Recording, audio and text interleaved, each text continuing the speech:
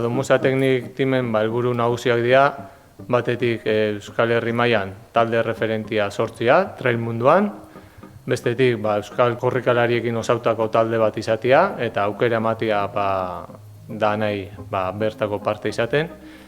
Berdintasuna, bai neska eta bai mutil bertan korritzeko aukera izatea. Eta taupada urdina mugimendua sortzea. Azkenean taupada urdinak nahi deuna da, fisio guztia, urdina eskutia mendira eta taldia bestia. Hasi ginen korrikalaiek ikusten Euskal Herri mailan ze zegoen, eta aritzegeakin elkarrizketaten ondoren proposatu ginen, eta hori zentzan talde honen hasieria. Lehenengo gauza bereziten dena da proiektuan nondik datorren, enpresa pribatu batetik, inongo erlazorik ez daukana kirol munduarekin, kalderak egiten dituen kooperatiba bat kasu honetan, da horrek ere bere xarma ematen dio, nire kooperatibista naiz hemen Mondragon Unibertsitatean. Eta kooperatiba batetik horrelako proiektu interesante bat ateratzea, beraien kabuz, eta nerekin kontatzea batez ere oso interesantea, eta ilusionantea ere bai. Ilusioa, indarra eta ausardia. Ilusioa, korredoriak eta demostratu duten ilusioa, proiektu honetan parte hartzeko. Indarra beti euskalduna izan deuna, indarra behi mendien ibiltzeko eta afizioaren indarra.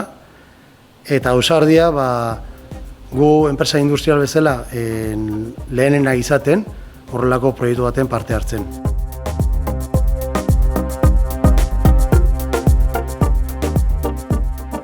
Domusa Teknik timek hasieratik erakarri duz proiektu honek, nirekin harremanetan jarri zienean, transmitiru zuztien zerbait handizaitzeko gogua, ilusioa, motivazioa. Euskal Herri mailan egindako proiektua dela, euskaldunen artean, etxean, eta taldean ikuste horregaitik izango dela potentea, hemengo korrikalari onentsuenak.